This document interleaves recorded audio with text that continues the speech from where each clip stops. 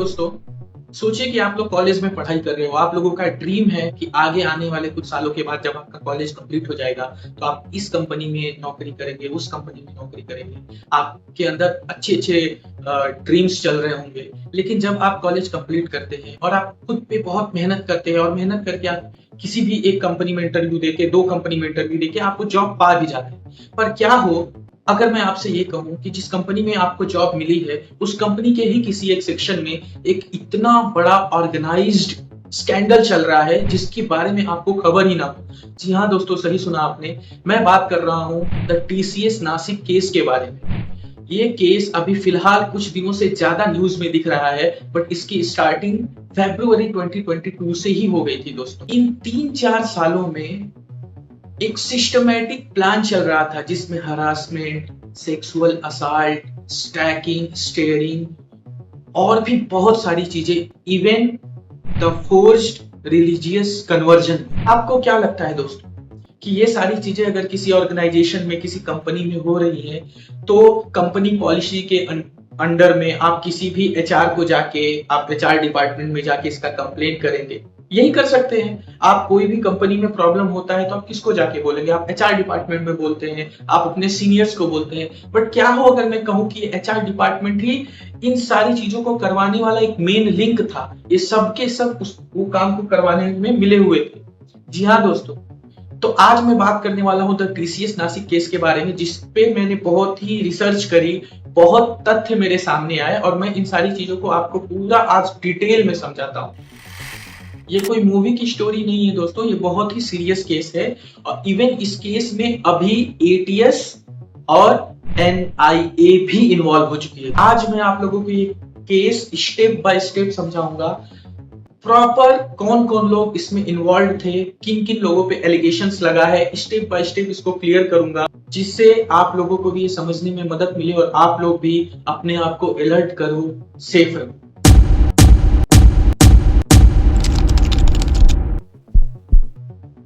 तो दोस्तों, मेरा नाम है विनीत मिश्रा और आज हम बात करने वाले हैं द टीसीएस नासिक केस के बारे में। आज का ये वीडियो थोड़ा सीरियस, थोड़ा हैवी है, पर आप लोगों को देखना भी उतना ही जरूरी है, क्योंकि ये सिर्फ एक कंपनी का इशू नहीं है, ये पूरे एक सिस्टम का इशू है। चलिए सबसे पहले स्टार्टिंग से समझते हैं।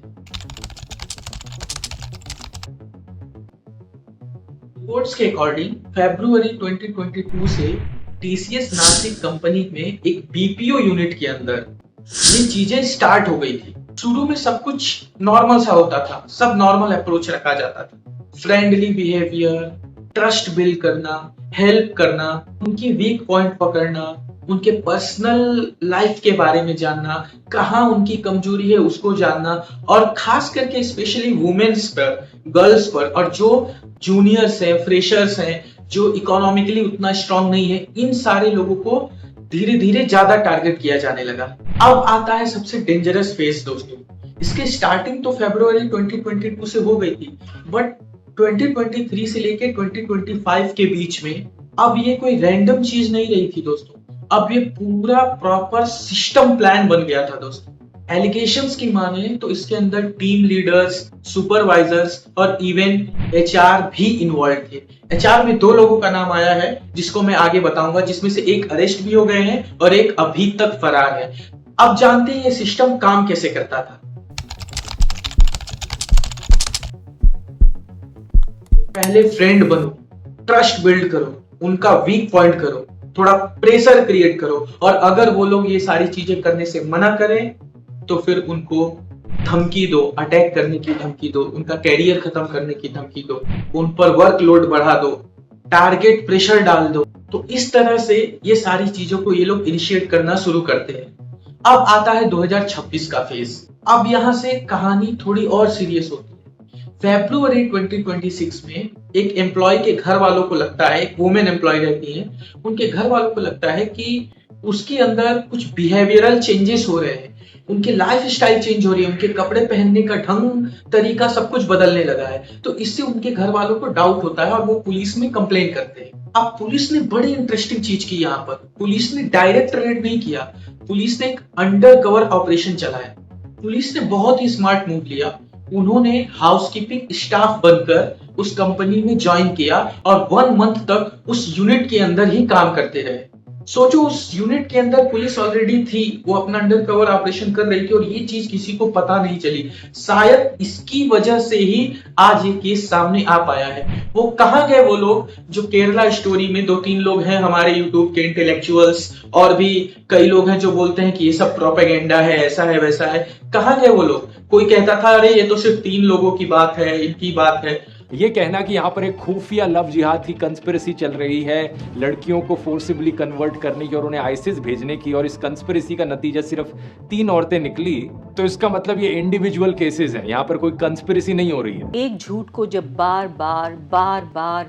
बार बोला जाता है तो वो सुनने में, देखने में एक तरह से सच लगने लगता है। यही पूरी कहानी है एक ऐसा झूठ जिसको लव जिहाद कहा जाता है। कितना आसान है मुसलमान के नाम पर अफवाह फैला देना, डरा देना और आपके मन में नफरत भर देना। Kerala movie is shit, Kerala movie is propaganda, Kerala story is bullshit.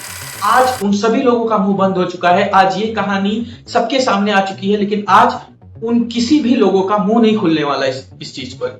आपने देखा कैसे केरला स्टोरी के टाइम पे बड़े बड़े हमारे दिग्गज लोग बता रहे थे कि नहीं ये तो 3 लोगों की कहानी है, ये तो प्रोपेगेंडा है, ऐसा कुछ भी नहीं होता। बट आज हमारी आंखों के सामने ही ये सब कुछ, हमने कितने नाम सुने हैं, लव जिहाद, लैंड जिहाद, थूक जिहाद, ना जाने कितने जिहाद, और आज एक नया नाम सुनने को हमको मिला, कॉर्पोरेट जिहाद। कल को अब इस पर भी एक फिल्म बन जाएगी और फैक्ट्स दिखा दिए जाएंगे तो लोग आ जाएंगे बोलने की प्रोपेगेंडा है, प्रोपेगेंडा है। मार्च 2026 में अब ये केस ब्लास्ट हुआ। 26 मार्च 2026 को पहली एफआईआर रजिस्टर होती है। उस एफआईआर में कई सारे एलिगेशंस लगाए जाते हैं, like rape, harassment, religious forced conversion and religious insult. अब 3 अप्रैल आते आते ये टोटल 9 एफआईआर हो चुकी थी। उसके बाद एक महिला ने हिम्मत करी, फर्स्ट एफआईआर करी, उसके बाद एक के बाद एक टोटल 8 एफआईआर और हो गई। टोटल 9 एफआईआर 3 अप्रैल 2026 तक हो चुकी थी, जिसमें 8 वुमेन और एक मेल विक्टिम भी है। अब जानते हैं ये सारी चीजें जो ऑर्गेनाइज की गई थी, ये सारी चीजें किस तरह से चल रही थी और अंदर उस यूनिट में, उस कंपनी के अंदर क्या हो रहा था। एलिगेशंस लगाया गया है कि जब मीटिंग्स होती थी या कोई भी ऐसे गैदरिंग होती थी या इवेंट्स होती थी तो उसके अंदर मिसबिहेव किया जाता था, सेक्सुअल कमेंट्स, इनएप्रोप्रिएट कमेंट्स किया जाता था, स्टैकिंग की जाती थी, स्टेयरिंग किया जाता था, और बहुत ही उल्टा सीधा चीज बोला भी जाता था एम्प्लॉयज को। बहुत ही रिलीजियस इंसल्ट किया जाता था उन लोगों का। यहाँ तक सुनने में आया, कुछ लोगों ने बोला कि इनको बच्चा नहीं हो रहा है, अरे तुम्हारे हिंदू लोगों में दम नहीं है, हमारे पास आ जाओ, तुमको बच्चा हो जाएगा। इस तरह की चीजें बोली जा रही थी वहां पे दोस्तों। और ये सारी चीजें होने पे अगर कोई इस पर रिटेलिएट करने की कोशिश करता, कंप्लेन करता, एचआर के पास जाता, तो या तो उसे किसी दूसरे डिपार्टमेंट में ट्रांसफर कर दिया जाता या उसको इग्नोर ही कर दिया जाता था, और उसके बाद इस पर वर्कलोड भी बढ़ाया जाता था, टारगेट प्रेशर डाला जाता था, उसका कैरियर खत्म करने की धमकी दी जाती थी, जिसकी वजह से लोग चुप हो जाते थे। इस केस में एक एक्यूज्ड पर यह भी एलिगेशन लगा है कि झूठी शादी का वादा करके उसने फिजिकल रिलेशन बनाया और बाद में यह पता चला कि उसकी ऑलरेडी शादी भी हो चुकी थी। इसमें सबसे इंपॉर्टेंट है 3 लोगों का नाम, फर्स्ट एचआर, एक टीम लीडर और दूसरा एक सुपरवाइजर। टीम लीडर का नाम बार बार आ रहा है दोस्तों। टीम लीडर का नाम है तौसीफ अख्तर। तौसीफ अख्तर पे ये एलिगेशन है कि इसने कितने ही एम्प्लॉयज को जबरदस्ती, जो वेज एम्प्लॉयज थे उनको जबरदस्ती नॉनवेज खिलाने के लिए फोर्स किया, बीफ खिलाने के लिए फोर्स किया, कई एम्प्लॉयज के साथ झूठा शादी का वादा किया, फिजिकल रिलेशन बनाया। और इसी के बारे में मैं अभी थोड़ी देर पहले बात कर रहा था, इस पर ये भी एलिगेशंस लगे थे और इसकी पहले से शादी भी हो चुकी थी दोस्तों। अब ये फिजिकल रिलेशन तक ही नहीं था दोस्तों, अब पब्लिकली उन एम्प्लॉयज को ह्यूमिलिएट किया जाने लगा, उनके रिलीजियस बिलीफ के बारे में उल्टा सीधा बोले जाने लगा, उनको बोले जाने लगा तुम्हारे साथ ये गलत चीजें इसलिए होती हैं क्योंकि तुम लोग बुर्का नहीं पहनते हो, तुम लोग वेज खाते हो, वेज खाने से क्या होता है, बीफ खाओ। इस तरह की बातें पब्लिकली जानबूझ के उनको इंसल्ट करने के लिए, हर्ट करने के लिए बोली जाने लगी। कई एलिगेशंस तो ऐसे लगे हैं कि जबरदस्ती उस ऑफिस में ही नमाज पढ़वाई जाती, जबरदस्ती। आप सोचो ये सारी चीजें होते हुए क्या वहां की वहां के एम्प्लॉयज नहीं देख रहे थे? क्या किसी को पता नहीं चल रहा था? क्या कंप्लेन नहीं गई थी? अब बात करते हैं उन दो एचआर के बारे में। फर्स्ट एचआर थी अश्विनी चैनानी, जो एजीएम थी और पोस्ट मेंबर भी थी, और सेकेंड एचआर थी निदा खान, जो कि अभी फरार हो चुकी है। निदा खान पे और अश्विनी चैनानी पे ये एलिगेशंस है कि उनको 78 ईमेल्स आई कंप्लेंट्स की कि हमारे साथ ये मिसबिहेव हो रहा है, हमारे साथ इन्होंने इस तरह का बिहेव किया, लेकिन उन्होंने पूरा ईमेल्स इग्नोर किया। वैसे तो आप एचआर को देखोगे कि अभी एक पॉइंट होता है, उनको किसी चीज से मतलब नहीं होता है। एक कुछ हो गया, आज इसका बर्थडे है करके मैसेज डाल देंगे, आज ये फंक्शन है, यहाँ टूर पे जाना है, रंगोली बनाने को बोल दो 10 लोग आके बनाने लग जाएंगे। इन सब चीजों के लिए एकदम एक्टिव होते हैं। बट यहाँ पे 78 ईमेल्स, ऐसा क्यों हुआ? क्योंकि उस एचआर में से जो नीरा खान थी वो खुद इन पूरे स्कैंडल के साथ मिली हुई थी, और उसका मेन लिंक कहीं और सही बताया जा रहा है। दोस्तों अभी इन्वेस्टिगेशन हो रही है, इसके अंदर एटीएस और एनआईए भी इन्वॉल्व है। इन्वेस्टिगेशन जैसे जैसे आगे बढ़ेगी सब फैक्ट सामने आएंगे कि क्या इन सारी चीजों में कहीं किसी पड़ोसी देश का कोई हाथ था या कोई फॉरेन फंडिंग थी। ये सारी चीजें एक ना एक दिन आगे जरूर आएंगे। जो मैंने पहले बताया था ना कि 8 वुमेन और एक मेल विक्टिम था उन एफआईआर्स में, जो टोटल 9 एफआईआर्स हुई थी, उसमें जो एक मेल विक्टिम था उसने एलिगेशंस लगाए कि ये जो तौसीफ अख्तर था उसको एक बार नाइट शिफ्ट करा के होटल लेके गया। होटल ले जाने के बाद वो वेजिटेरियन था, तो नाइट शिफ्ट करा के उसको जब होटल में लेके गया तो वो नॉनवेज होटल था और वहां पे बीफ मिल रही थी। उन सब ने, जितने भी उसके टीम लीडर, सुपरवाइजर और लोग थे, उसने उसको जबरदस्ती बीफ खाने के लिए प्रेशर किया, और जब उसने मना किया तो उसको बहुत वहां पे असॉल्ट भी किया, मारा भी, और उसकी कैरियर खत्म करने की धमकी भी दी। दोस्तों ये 9 एफआईआर्स जो हुए हैं उनमें से 7 लोग गिरफ्तार हो चुके हैं। दानिश शेख, तौसीफ अख्तर, आसिफ अंसारी, शफी शेख, शाहरुख कुरैशी, रजा मेमन और एचआर अश्विनी चैनानी, और एक एचआर जो मैं बार बार बता रहा हूं जो कि अभी फरार है, निदा खान। उसका बहुत बड़ा हाथ इस चीज के बारे में बताया जा रहा है, क्योंकि उसको जब 78 ईमेल्स मिली तो उसने उस 78 ईमेल्स को इग्नोर किया, और जब फेस टू फेस कोई एम्प्लॉय बोला तो उसने बस ये कह के टाल दिया कि अरे ये तो एमएनसी है, इसमें तो ऐसा होता रहता है। इनमें से ये जो 7 लोग गिरफ्तार हुए हैं अभी भी जुडिशियल कस्टडी में ही है। और एक चीज और दोस्तों, तौसीफ अख्तर के बारे में एक चीज और बताई जा रही है कि तौसीफ अख्तर ने एक एम्प्लॉय को बोला था, उसके एम्प्लॉय के जो पिताजी थे वो पैरालाइज्ड थे, तो उसने बोला था एक काम करो, तुम कन्वर्जन कर लो, तुम कन्वर्जन कर लोगे तो उनकी पैरालिसिस ठीक हो जाएगी। इस तरह से उनको कन्वर्जन कराया गया। बार बार अपने टीम मेंबर्स को बुर्का पहनने के लिए फोर्स किया जाता था। अब आज के डेट में इस केस पे क्या हो रहा है, अब इन्वेस्टिगेशन और ज्यादा सीरियस हो गई। इसके अंदर एंटी टेररिस्ट स्क्वाड एटीएस और नेशनल इन्वेस्टिगेशन एजेंसी एनआईए भी इन्वॉल्व हो चुकी है। दोस्तों इसमें ये दोनों एजेंसियां ये पता लगाने की कोशिश कर रही है कि जो स्कैंडल चल रहा है, ये स्कैंडल में कोई फॉरेन कंट्री या कोई फॉरेन फंडिंग तो इन्वॉल्व नहीं है, और जो कि बहुत जरूरी है दोस्तों, क्योंकि ये सारी चीजें आप सोचो, टीसीएस जैसी कंपनी में ऐसा हो रहा है तो छोटी मोटी कंपनियों का क्या ही हाल होगा।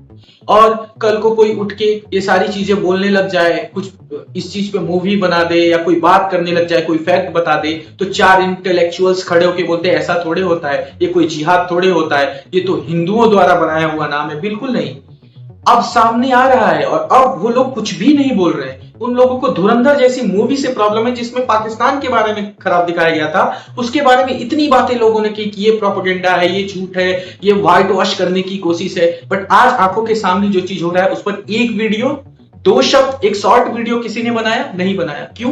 क्योंकि ये सब मैं बोलना नहीं चाहता, आप समझ जाओ वही है। तो अब इस पे टीसीएस ने क्या किया है दोस्तों, तो टीसीएस ने अपने जीरो टॉलरेंस पॉलिसीज की गवाही दी है। उन्होंने जितने लोगों पर भी एलिगेशंस लगे हैं, जो भी अक्यूज्ड हैं, उनको अभी सस्पेंड कर दिया है, और वहां की टीम को जब तक ये इन्वेस्टिगेशन चल रहा है वर्क फ्रॉम होम दे दिया है। जब तक ये इन्वेस्टिगेशन कंप्लीट नहीं हो जाता तब तक वो सभी लोग वर्क फ्रॉम होम करने वाले हैं। तो दोस्तों अब इसके पीछे किसका हाथ है, कहां लिंक है, क्या है, ये तो अब कोर्ट डिसाइड करेगा, इन्वेस्टिगेशन एजेंसियां डिसाइड करेंगी। लेकिन अब ये जो एलिगेशन सामने आए हैं, ये एक बात बिल्कुल क्लियर करते हैं दोस्तों कि ये जो जिहाद का मामला, जो 50 तरीके की चीजें जो केरला स्टोरी में दिखाया गया, ये कुछ भी गलत नहीं है, ये हो रहा है। सिस्टम पूरी तरीके से फेल हो चुका है। जब इतनी बड़ी कंपनी, इतनी रेपुटेड कंपनी है टीसीएस, टाटा कंसल्टेंसी सर्विसेज, जब उसमें ये हो सकता है तो आप सोच लो दोस्तों कि छोटी मोटी कंपनियां या और जगह पे क्या ही हो रहा होगा। और मैं एक चीज और पूछना चाहता हूं कि इसमें गलती क्यों है, मतलब इसमें सिस्टम कहाँ फेल होता है। हम सब कुछ दूसरे पे डिपेंडेंट नहीं रह सकते ना। अगर ये सारी चीजें हो रही थी, 78 ईमेल्स इग्नोर किया जा रहा था, तो अगर मैंने सुना है उस बीपीओ यूनिट के अंदर में टोटल 147 एम्प्लॉयज थे, उस 147 एम्प्लॉयज में से क्या 147 मुस्लिम थे? नहीं दोस्तों, मैं पकड़ लेता हूँ चलो 40 रहे होंगे, 50 रहे होंगे, पर बाकी तो हिंदू थे ना। उन लोगों में यूनिटी क्यों नहीं आई? उन लोगों को जब ये सारी चीजें दिखने लगे, डाउट होने लगा, तब उन लोगों ने आगे बढ़ के इस चीज के बारे में कंप्लेन क्यों नहीं किया, एक साथ होके क्यों नहीं किया? यही सबसे बड़ी प्रॉब्लम हम हिंदुओं में है। हमारे हिंदुओं में यही सबसे बड़ी प्रॉब्लम है। हम साउथ में रहेंगे, नॉर्थ में रहेंगे, ईस्ट में रहेंगे, वेस्ट में रहेंगे, और हर जगह हम लैंग्वेज वॉर करेंगे। हम कन्नड़ा के लिए, तमिल के लिए, बंगाली के लिए, मराठी के लिए, हिंदी के लिए झगड़ा करेंगे। क्या कभी आपने किसी मुसलमान को देखा है? आप कहीं किसी दूसरे देश ईरान में झगड़ा हो रहा है तो यहाँ का लोग रो रहे हैं, चंदा लगा रहे हैं, गहने दे रहे हैं, और हमारे यहाँ एक स्टेट क्या, एक इधर एक गली से दूसरे गली में कुछ हो रहा हो तो वो उसकी प्रॉब्लम है, हमारी प्रॉब्लम नहीं। हमको अपने ऊपर ये चीज जाननी बेहद जरूरी है। हमको अपने ऊपर ये चिंतन करना जरूरी है कि हमारे ही साथ ऐसा क्यों होता है, क्यों? क्योंकि हमारे अंदर एकता नहीं है। तो मैं बस आपसे इतना ही कहना चाहूंगा कि जब सिस्टम फेल हो जाता है, यूनिटी नहीं रहती है, तो ये सारी चीजें होती हैं। अगर आज भी हम यूनिट नहीं हुए तो हो सकता है आगे आने वाले टाइम में और भी नए तरीके के जिहाद हमको देखने के लिए मिलेंगे, और जरूर मिलेंगे। तो ऑफिस तो बहुत छोटी चीज है, ऑफिस कौन सा सेफ प्लेस होगा जब हमारे अंदर ही कमी है। तो दोस्तों चलिए दोस्तों, वीडियो को यहीं पे खत्म करते हैं, और मैं आप लोगों का ओपिनियन जानना चाहता हूँ इस केस के बारे में, और मैं ये भी जानना चाहता हूँ कि अगर मेरा कोई पॉइंट्स स्पीड से रिलेटेड छूट गया हो तो आप लोग उसको कमेंट करके जरूर बताइएगा, और अगर कोई पॉइंट्स आप चाहते हैं कि मैं डिटेल में बताऊं तो उसको भी कमेंट्स करके जरूर बताइएगा दोस्तों। तो चलिए दोस्तों, मैं वीडियो को यहीं खत्म करता हूँ, और अगर आप लोग यहाँ तक देख लिए हैं तो प्लीज एक लाइक, सब्सक्राइब, कमेंट और एक ये अपने दोस्तों को शेयर करिए, जितना ज्यादा हो सके शेयर करिए, क्योंकि अभी तक इतना डिटेल में इस पर वीडियो किसी ने नहीं बनाया दोस्तों। चलिए दोस्तों, फिर मिलेंगे किसी और टॉपिक के साथ, और साथ साथ में मैं इसका भी अपडेट आपको देता रहूंगा। जय श्री राम, हर हर महादेव।